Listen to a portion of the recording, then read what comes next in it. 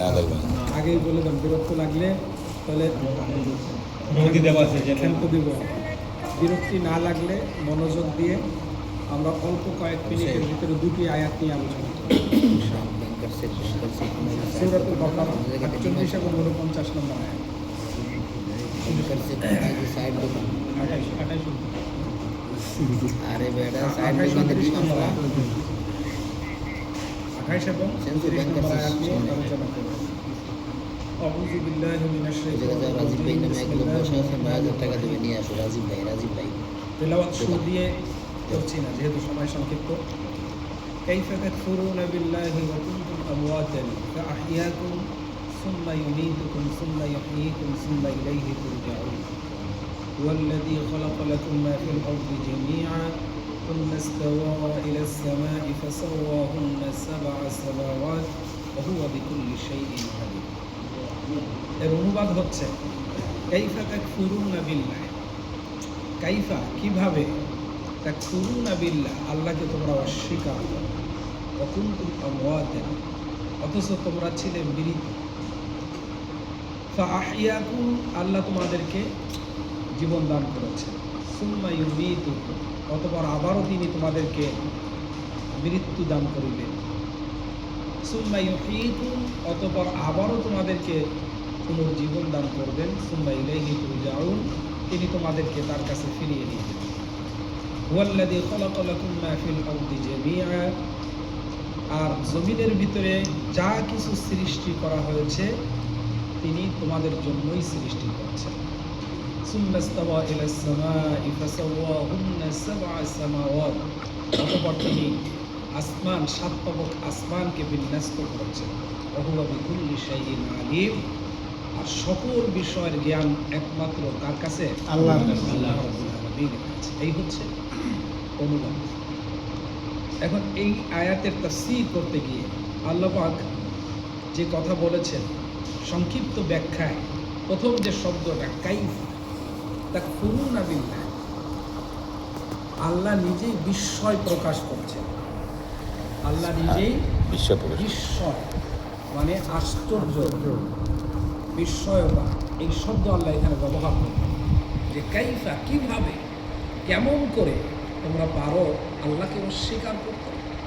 সুম্মা ইউমীত ওয়া কুনতুম আমওয়াতান তোমাদের কোনো অস্তিত্ব ছিল না। আমাদের জীবন দান করার আগে, প্রথম জীবন দান করার আগে আমাদের কোনো অস্তিত্ব ছিল না। আমাদেরকে অস্তিত্বে এনেছে সৃষ্টি হিসাবে কে? আল্লাহ। সৃষ্টির আগে আমরা কোনো বস্তু ছিলাম না। আল্লাহই আমাদেরকে সৃষ্টি করলেন, জীবন দান করলেন। এই সৃষ্টির ভিতরে আল্লাহ পাক আবার আমাদেরকে সবচাইতে আকর্ষণীয় করে বানালেন। তার ইচ্ছা, তার মন যেমন চাইছে, কাইফা ইয়াশা ওয়াল্লাযী ইউসাউবিরুকুম ফিল আরহামি কাইফা ইয়াশা। আল্লাহ বলছেন যে আমার যেমন মন চাইছে সেইভাবে আমি তোমাদেরকে বানিয়েছি, যেমন গঠন দিতে মন চাইছে। ফি আইয়ি সূরাতিন মা শাআ রাক্কাবাক। আল্লাহ বলছেন যেমন গঠন প্রণালী দিতে, যাকে কতটুকু লম্বা, কাকে কতটুকু দেহ, তার হাতটা কেমন হবে, নাকটা কেমন হবে, চোখটা কেমন হবে, এই যে দেহ প্রণালী, গঠন প্রণালী, এই আমার মন যেইভাবে চাইছে আমি সেভাবে গঠন করেছি। সুবহানাল্লাহ। আল্লাহ নিজে একমাত্র সৃষ্টি যেটা আল্লাহ নিজ হাতে বানিয়েছেন সেটা হচ্ছে মানুষ। আর গোটা সৃষ্টি জগৎকে আল্লাহ পাক বানিয়েছেন কুন ফায়াকুন দ্বারা, অর্ডার করেছেন। ইন্নামা আমরুহু ইযা আরাদা শাইআন আন ইয়াকুলা লাহু কুন ফায়াকুন। আল্লাহ পাক সূরা ইয়াসিনের একেবারে শেষ আয়াতের আগের আয়াতে বলছেন যে আমি কোনো কিছু সৃষ্টি করতে চাইলে আমার মনের ভিতরে যে কল্পনা হয়, যে এরাদা হয়, আমি জগৎটাকে সাজাই যে কি বানাতে চাই, এটা আমি কল্পনায় নিই। কল্পনায় নিয়ে আমার কল্পনাটাকে আমি বলি কুন, বাস্তবে রূপ নাও, ফায়াকুন হয়ে যায়। বাস্তবে রূপ নেয়। আল্লাহ তো এমন সমস্যা।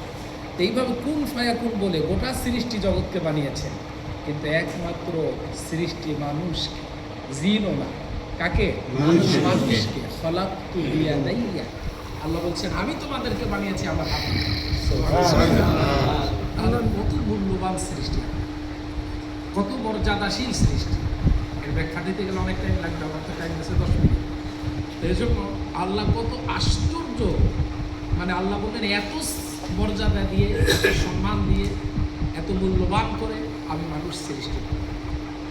সেই মানুষ আমি আল্লাহ, আমি স্রষ্টা, শুধু সৃষ্টি করি নাই। আমি একদিন তাফসিরে আরও একদিন বলেছিলাম যে মুসা আলাইহিস সালাম ফেরাউনকে যখন আল্লাহ দাওয়াত দিতে গেল যে রবের তোমাকে যিনি সৃষ্টি করেছেন তার উপরে ইমান আনো, তখন ফেরাউন কি বলেছে, আল্লাহ রব্বুকুম ওয়াল আলা, তুমি আমার কোন খোদার দাওয়াত দিয়ে আইছো, আমি তো সবচেয়ে বড়।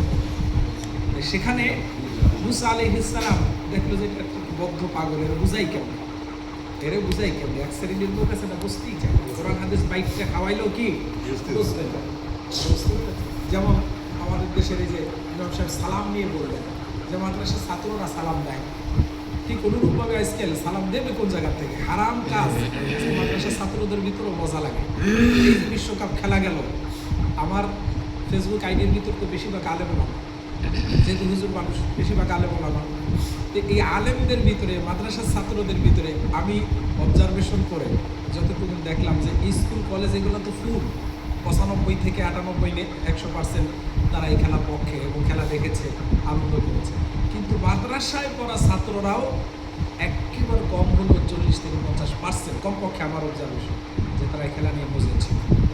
তারাও একেবারে স্কুল কলেজের ছাত্রদের মতন গেঞ্জি ব্যবহার করেছে, তারাও সেই মানে এইটা নিয়ে ফেসবুকে একটার পর একটা পোস্ট করেছে, আবেগ ঘন পোস্ট করেছে দল নিয়ে, এগুলি করেছে। এই হারামগুলি ঢুকে গেছে।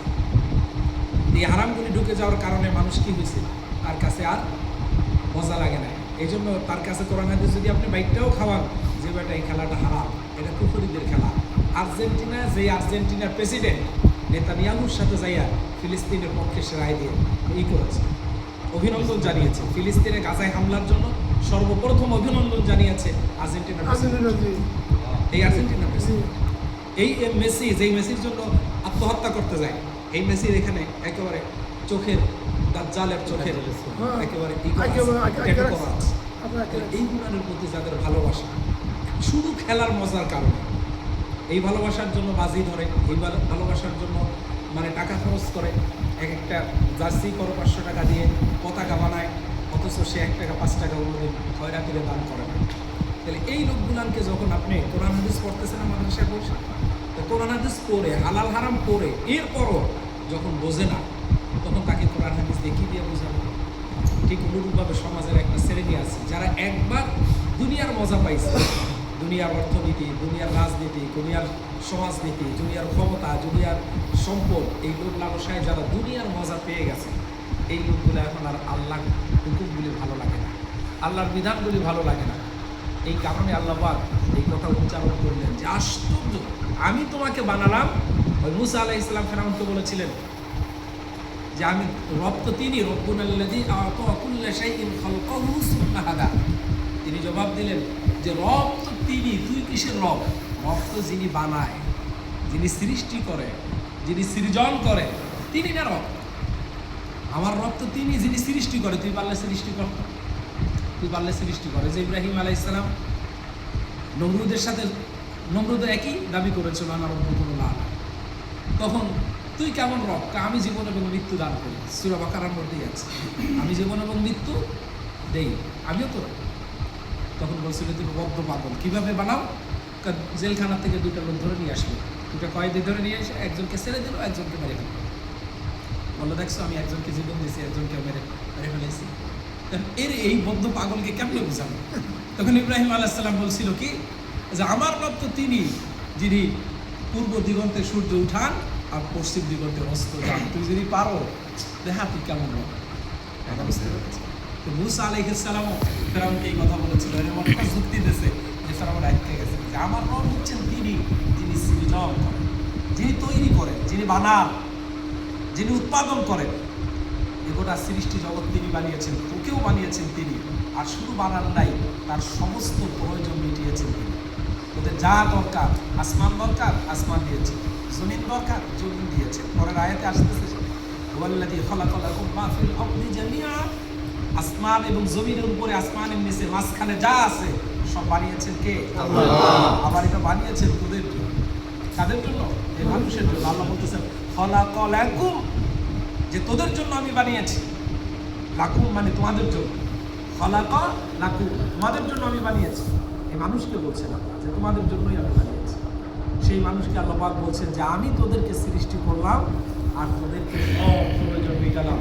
মায়ের গর্ভে কি খাবি আমি দান করেছি। পৃথিবীর কোনো ডাক্তার তো তোর মায়ের গর্ভে থাকতে খাবার দেয়।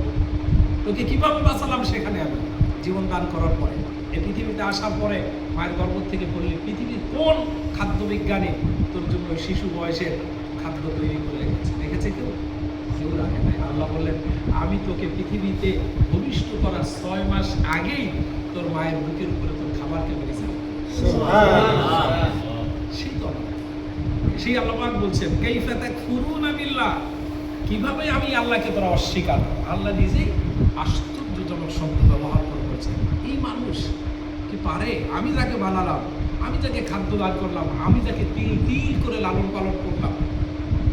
বুঝতে পেরেছেন? রব, রব মানে কি? যিনি লালন পালন করেন। রবের একটা অর্থ হচ্ছে লালন পালন করেন। পিতা মাতা যেমন সন্তানকে লালন পালন করে, রব হচ্ছেন তিনি যিনি লালন পালন করেন। সেই রব আল্লাহ পাক বলছেন আমি তোকে লালন পালন করলাম, সৃষ্টি করলাম, সব দিলাম, এমনি তুই আমাকে অস্বীকার করো। অথচ তুই কি একটু ভেবে দেখেছ? তোরা তো ছিলি মৃত, তোদের কোনো অস্তিত্ব ছিল, তোরা সৃষ্টিহীন ছিল। আমি তোদেরকে সৃষ্টিতে নিয়ে এসেছি, জীবন দান করেছি। তোরা বড়াই দেখানোর কিচ্ছু নাই। আমাকে মাঝখানে একটু সময় দিলাম, অস্বীকার করবে। মাঝখানে একটুখানি সময়। আল্লাযী খালাকাল মাউতা ওয়াল হায়াতা লিয়াবলুয়াকুম, সূরা মুলকের 2য় আয়াতে আল্লাহ বলেছেন যে আল্লাযী খালাকাল মাউত ওয়াল হায়াত।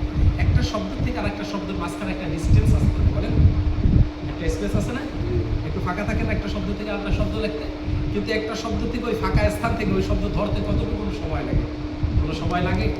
মোটেই সময় লাগে না।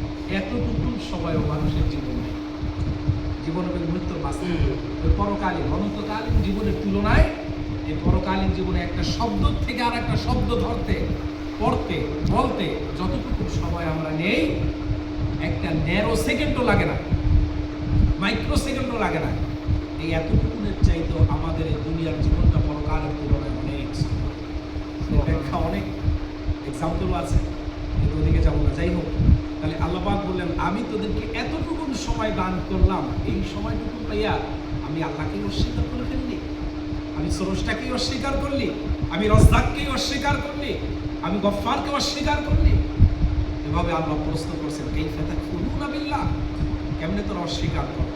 অকুনতুম আমওয়াতান সুম্মা ইউমীতুকুম, আমি কিন্তু তোদেরকে আবারও ওই জায়গায় নেব, তোদেরকে আমি মেরে ফেলব। কুল্লু নাফসিন যায়িকাতুল মাউত, সৃষ্টি যত প্রাণী আছে সমস্ত প্রাণীর এই মৃত্যু সাথে করতেই হবে। এটাকে অস্বীকার করে থেকে বেঁচে থাকার কোনো উপায় নেই, কেউ বাঁচতে পারবে না। ফেরাউন মৃত্যু হবে এটা জানলেও আল্লাহ রাব্বুল আলা দাবি করতে হবে।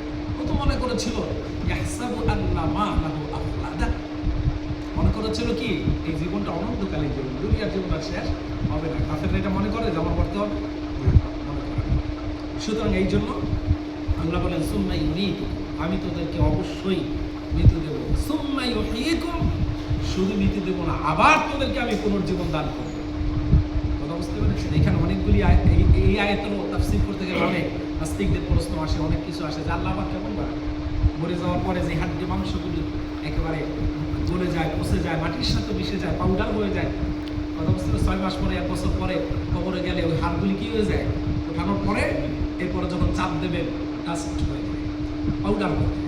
মানে এই নাস্তিকগুলি যারা দেখায় বিশ্বাসী, চোখে দেখায় বিশ্বাসী, যারা বলে আনসিন ইজ নাথিং, যে যা দেখি না সেটা বিশ্বাস করে, এই নাস্তিকগুলাকে আপনি কীভাবে বোঝাবেন? কিন্তু আল্লাহ এক্সাম্পল দিচ্ছেন কোরআনের বিভিন্ন জায়গায়। আমি যখন মরা জমিনটাকে আসমান থেকে পানি বর্ষণ করে এরপরে যখন মরা জমিনটাকে আবার জীবন দান করে ওখান থেকে আবার ফসল উৎপাদন করি, আমি যেমন একটা মরা গাছের ভিতরে এই গাছটা মরে গেছে, পাতাগুলি মরে গেছে, কিন্তু ওই গাছটাকে আবার জীবন দান করে ওটাকে আবার ডাল দেই, ফল দেই, তারপরে সুন্দরভাবে আমি আবার মরা গাছটাকে যাত্রা করি, ঠিক অনুরূপভাবে তোকে মেরে ফেলার পরে আবার তোকে পুনর্যাপন দান দেব। সুন্নাহ এই কিন্তু যাবো, তোকে আমার কাছে নিয়ে আসবো। এই সামান্য একটু সময় আমাকে অস্বীকার করে, আমাকে কেন এই আমার নিয়ামতের অস্বীকার করবে? আমার নয়, যার মাইক্রো সেকেন্ড এতটুকু সময় দিয়েছে পরীক্ষার ফলে। দুনিয়াটা একটা পরীক্ষার ফল, আর দুনিয়া হচ্ছে আখিরাতের ফসল। এই দুনিয়ার ভিতর পাঠালেন এতটুকু সময় যে তোরা আমার হুকুম মানো কি মানো না, আমার দাসত্ব করো কি মানো করো না, আমি রবকে স্বীকার করো কি করো না। দুনিয়া এটা পাঠানোর জন্যই হয়তো ওদেরকে পরীক্ষা করার জন্য পাঠিয়েছে। অতএব আমার কাছে আসতে হবে, আবার পুনর্জীবন দান করে আবার আমি তোর কাছে ফিরে আনবো, এই জীবনের হিসাব। আল্লাহ পাক আমাদেরকে এই কথা বলে বললেন, দুনিয়ায় তোর সব প্রয়োজন আমি মেটালাম, সব দিলাম, আসমান দিলাম, জমিন দিলাম, পানি দিলাম, বাতাস দিলাম, গাছপালা দিলাম, যা কিছু তোর দরকার, তোর আয়োজনে যা দরকার, তোকে সৃষ্টি করার পরে তোর জন্য যত আয়োজন করা দরকার, তোর ভোগের জন্য, তোর খাদ্যের জন্য, তোর উপভোগের জন্য যা দরকার সব আমি তোকে দিলাম। এই আসমানটা তুই দেখতে পাচ্ছ, এই আসমানটাকে আল্লাহ বলছে আমি এই আসমানটাকে 7 তবক স্তরে সাজিয়েছি তোদের জন্য। 7 তবক আসমান আবু আবি কুল্লি শাইইন আলিম, মানে গোটা সৃষ্টি জগতের ব্যাপারে আল্লাহর কাছে ইলম আছে। যে উদ্দেশ্যে আল্লাহ বানিয়েছেন তুই মানুষ সেই উদ্দেশ্য মোতাবেক চলো কি চলো না, তুই আল্লাহকে ফাঁকি দাও, কিন্তু আল্লাহর কাছে তোর ইলম আছে। কে কিভাবে চলে আল্লাহর কাছে ইলম আছে। কে গোপনে রাতের অন্ধকারে কি করে আর প্রকাশ্যে কি করে আল্লাহ সবটা কি জানে।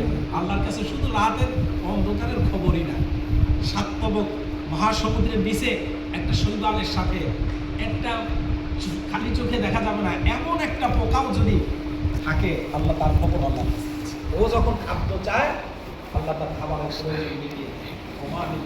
কত বিচরণশীল প্রাণী নাই যার রিস্কের দায়িত্ব আমি আল্লাহ গ্রহণ করি, আমি আল্লাহ নিয়েছি। সুতরাং আমি সব কিছুর দায়িত্ব আল্লাহ নিয়েছেন, আমরা সবার খবর জানি। ইয়ালামু খাইনাতাল আয়ুন ওয়া মা তুখফিস সুদূর। কি আয়াতগুলো আল্লাহ বলেছেন দেখেন। ইব্রাহিম আলাইহিস সালাম পিতা পুত্র কাবাঘর নির্মাণ করার পরে যে দোয়াগুলি করেছিলেন সূরা ইব্রাহিমের মধ্যে আছে। এই দোয়ার মধ্যে একটা দোয়া আছে, রব্বানা ইন্নাকা তা'লামু মা তুখফি ওয়া মা তু'লিন ওয়া মা ইয়াখফা আলাল্লাহি মিন শাইইন ফিল আরদি ওয়া লা ফিস সামা। হে আমার রব, তুমি গোপনে, তুমি তো এমন রব, তুমি গোপনও জানো প্রকাশ্যও তা'লামু খাইনাতাল আ'য়ুন। সেই কথা আমি বলেন, ইন্নাকা তা'লামু মা নুখফি ওয়া মা নু'লিন, তোমার কাছে গোপন এবং প্রকাশ্যের খবর আছে। এমন কি ওয়া মা মিন শাইইন ফিল আরদি ইল্লা ফিস সামা ওয়া মা ইয়াখফা আলাল্লাহি মিন শাইইন ফিল আরদি ওয়া লা ফিস সামা। তোমার কাছে আসমান জমিনের সকল গোপন বিষয়ের খবর তোমার কাছে আছে। কে বললেন? ইব্রাহিম আলাইহিস সালাম আল্লাহকে। অতএব আল্লাহ পাক সে কথা কোরআন বললেন যে আমি তোর খবর, অন্তরের খবরও জানি। সুবহানাল্লাহ, সুবহান। তুই চোখ দিয়া কি আলিম আল্লাহ দিকে তাকাও, কালো চশমা পরে এরপরে তুই আসলে তাকায় আছে কোন দিকে, বাইরের মানুষ তো জানবে না, কিন্তু আমি আল্লাহ তোর ওই রঙিন কালো চশমার ভিতরে তুই কি করতেছ, কি চাকাচ্ছ, কি ইশারা দিচ্ছ, আমি আল্লাহ জানি। দুনিয়ার মানুষকে তুই ফাঁকি দাও, কিন্তু আমি আল্লাহ জানি। আল্লাহ সেই কথা বলছেন, চোখের খেয়ানত, চোখ কি বলে এটা আমি জানি, অন্তর কি গোপন করে সেটাও আমার কাছে সব জানা। আমার কাছে কোনো কিছু অজানা নয়। এই জন্য এই আয়াতের তাফসীর আজকে সংক্ষিপ্ত আকারে আমি শেষ করছি, যেহেতু 20 মিনিট, প্রায় 18-20 মিনিট হয়ে যাচ্ছে। আমার খতিব সাহেব বারবার পা চাপতেছে, আমি টিপ দিচ্ছি শেষ করে।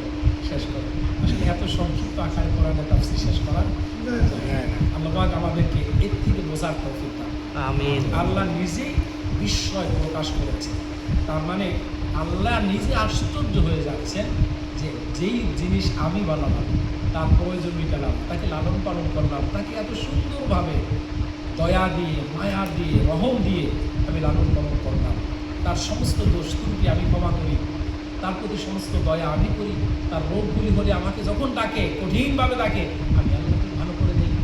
সেই মানুষগুলো কীভাবে পারে আমি আল্লাহকে অস্বীকার করে অন্য মানুষের আইন মানতে, শয়তানের আইন মানতে? যে আমি আল্লাহ বলে দিলাম আমার আনুগত্য কর, শয়তানের আনুগত্য করিস না, শয়তানের পদাঙ্ক অনুসরণ করিস না, কেমনি পারে?